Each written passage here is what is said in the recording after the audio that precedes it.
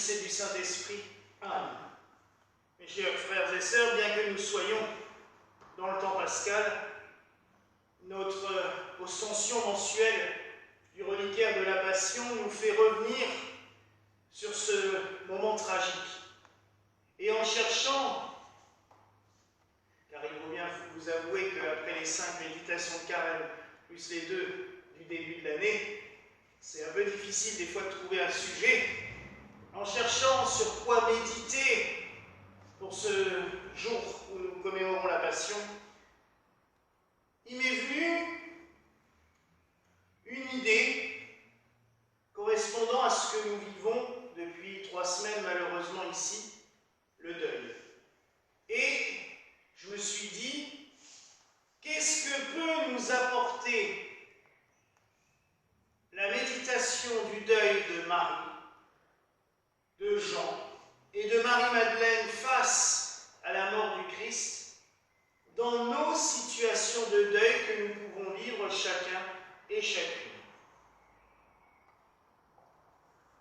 Nous avons là les 3 facettes, je dirais, du deuil.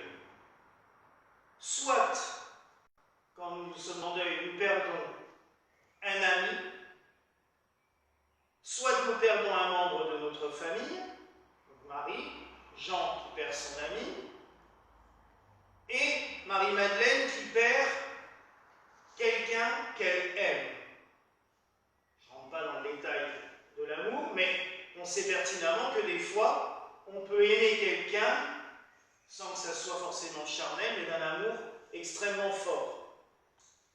Je ne reviendrai pas là-dessus, mais par exemple, Monseigneur Glenn était bien plus qu'un simple ami. J'ai perdu quelqu'un que j'aimais profondément. Donc nous avons les 3 facettes en méditant sur ces 3 personnages. Nous pouvons aussi, parce que certains vont dire, oui mais c'est des saints, nous on ne l'est pas. À l'époque, Marie, Jean et Marie-Madeleine ne savent pas ce qui va arriver. Ils sont dans l'incertitude la plus totale. Oui, il leur a promis à plusieurs reprises, je ressusciterai. Jean était là à la transfiguration, il a vu la lumière, la contemplation. Jésus lui a dit en descendant de la montagne, ne dites rien jusqu'à ce que je sois ressuscité des morts. Marie a vu tout ce que son fils a fait tout au long de sa vie. Marie-Madeleine a vu les grâces et les miracles, elle a ressenti l'amour au plus profond d'elle. Il leur a dit que le temple peut être détruit en 3 jours, mais en 3 jours il sera reconstruit. Mais bon, c'est à peu près la même situation que nous vivons. Nous aussi, nous savons qu'au jour dernier, nous ressusciterons, que nous pouvons être dans la plénitude, dans l'amour de Dieu. Mais enfin bon, il faut bien reconnaître que quand nous sommes face au deuil, ces promesses-là, souvent,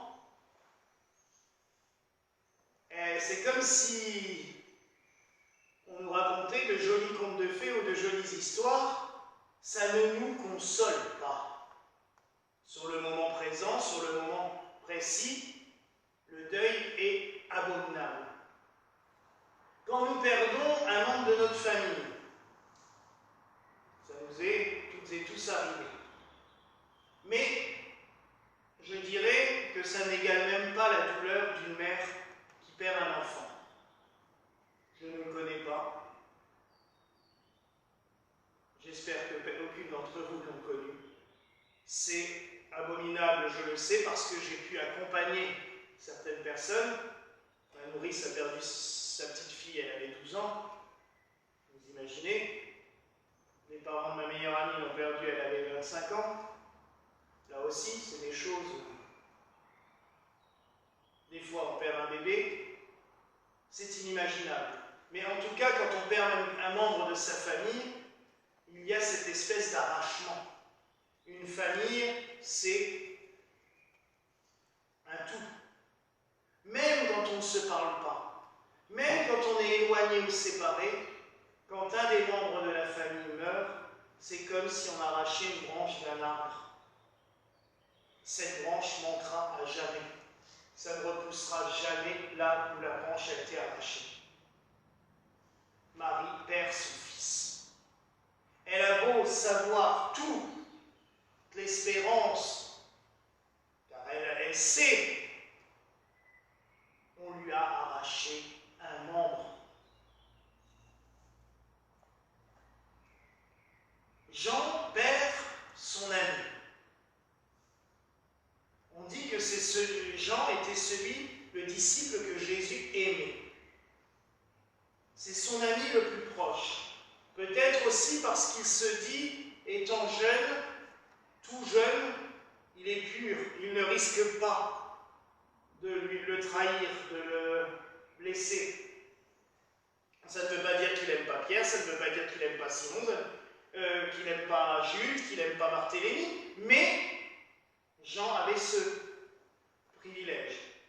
En plus, Jean était celui qui écoutait les battements du cœur de Dieu, puisqu'à la Sainte Seine, il penche sa tête sur la poitrine du Christ.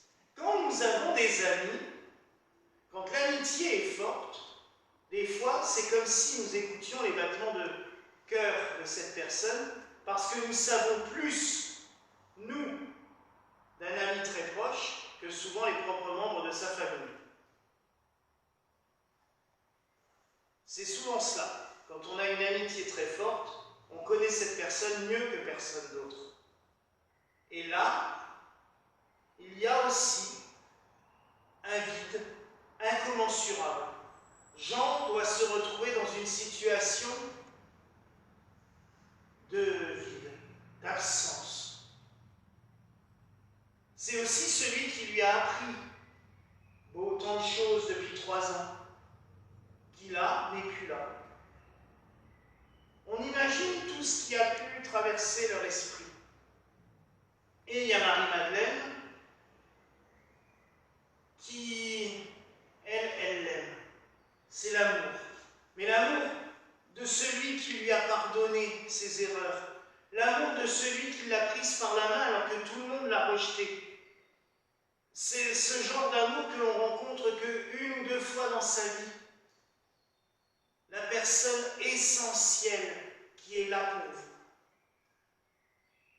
Donc ces 3-là peuvent nous comprendre puisqu'ils ont vécu ces 3 facettes du deuil que chacun et chacune d'entre nous pouvons vivre. Leur réaction aussi est assez particulière parce que c'est exactement aussi comme cela que souvent nous vivons le deuil. L'être humain a des capacités assez étonnantes. Il y a d'abord une forme d'abattement.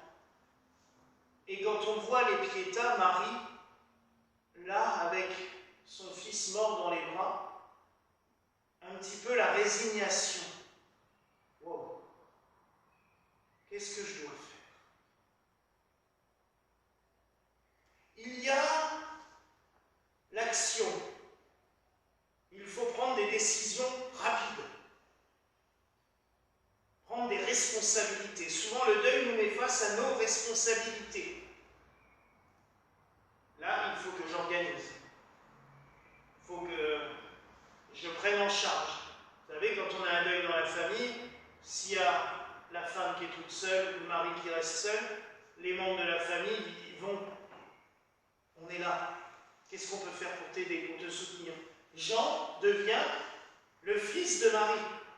Il la prend chez lui. Il doit agir. Je vous rappelle que Jean a à peine 15-16 ans. Bon, à l'époque, c'est vieux.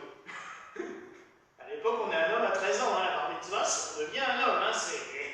Donc, mais bon, quand même, par rapport à tous les autres qui sont mariés, qui ont des enfants, parce que je rappelle que les apôtres étaient mariés, il y avait des enfants. Des fois, on nous fait oublier, mais c'est précisé, souvent, dans les textes. Pierre avait une belle-mère, donc il était bien marié. Mais Jean, voilà, il se retrouve face à ses responsabilités. Et le deuil, souvent, nous amène à nous retrouver face à des responsabilités auxquelles on ne s'attendait pas. Puis il y a aussi, et Marie-Madeleine, elle, au début, elle est dans la prière, les textes sont, voilà, non, elle est avec Marie au tombeau, mais on voit aussi qu'elle va partir un petit peu dans cette, ce qui nous arrive à tous dans le deuil, dans cette espèce d'agitation. Elle qui était dans la contemplation, et c'est sa sœur qui s'agitait dans tous les sens, Marthe, Marie-Madeleine, elle, là, à un moment donné, ben, elle est obligée d'aller acheter des produits pour l'embaumement. Elle va au tombeau, c'est la première. Le samedi, on a le droit de rien faire, c'est Shabbat. Donc là, c'est le grand silence. Ils sont tous enfermés avec Marie, puisque j'ai la tradition hébraïque qu'on s'enferme un peu chez soi. On n'en sort pas, on prie, on médite. Mais le premier jour de la semaine, Marie-Madeleine, elle est tout de suite sur le front. Hein. 4-5 heures du matin, le jour se lève, hop, elle part. C'est ça, hein, à l'aube. À l'aube du premier jour de la semaine, Marie va au tombeau. Elle va acheter les produits et elle est dans. Et vous aurez remarqué que quand on a le deuil, ça nous arrive à toutes et tous, il y a un moment où on part dans l'agitation pour oublier de penser. Hop, on commence à partir dans tous les sens là pour éviter de ruminer. Ça fait partie du deuil. Donc, quand on médite un petit peu sur ces trois personnages, je me suis dit, bah oui, on est tous appelés à vivre ces trois phases, à perdre des gens qu'on aime, des membres de notre famille, à vivre comme un arrachement. Mais nous avons quand même cette chance énorme. C'est que ces trois, l'Évangile en fait parmi les premiers témoins de la résurrection. Alors Pierre, on ne nous parle pas du deuil, mais on nous dit qu'il vient avec Jean, tout de suite après Marie-Madeleine, au tombeau pour voir. Jean, c'est même marrant, lui il arrive au tombeau, il voit le tombeau vide, et ce qui le choque, j'en avais parlé pour le Saint-Suaire, c'est que les linges sont bien rangés dans un coin. Il le précise dans l'Évangile. Le suaire est roulé et posé sur la pierre. Il est dans cet étonnement. D'un côté, le Christ n'est plus là, mais il va se fixer sur un détail matériel. Peut-être que là, il a compris. Mais oui, le cœur de Dieu que j'ai entendu battre ne peut pas s'arrêter comme ça. C'est pas possible. Donc il est vivant. Et c'est là après qu'il va écrire dans son témoignage, et celui qui l'a vu en rend témoignage. Marie-Madeleine, elle va annoncer la résurrection. Elle nous annonce la résurrection, puisque c'est la première à avoir vu le ressuscité, comme sur l'icône qui est sur le pilier. Elle va annoncer, et elle nous l'annonce à nous. En gros, elle vient nous dire, oui, vous avez perdu quelqu'un, oui, vous êtes dans le deuil, oui, vous êtes dans la souffrance, mais Christ est ressuscité.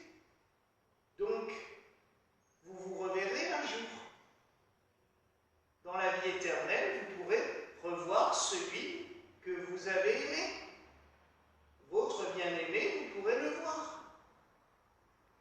Jean nous dit exactement la même chose dans son évangile.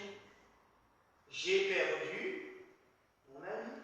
J'ai perdu celui qui m'a aimé. Vous avez perdu celui qui vous a aimé.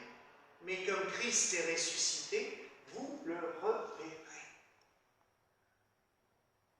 Et ça, c'est merveilleux. Marie, elle, n'a pas écrit. On ne sait pas. L'Évangile ne nous parle pas de son deuil et il ne nous parle pas de sa réaction au moment de la résurrection. Vous imaginez une mère qui a perdu son enfant qui 3 jours après le revoit? Mais ça a dû être...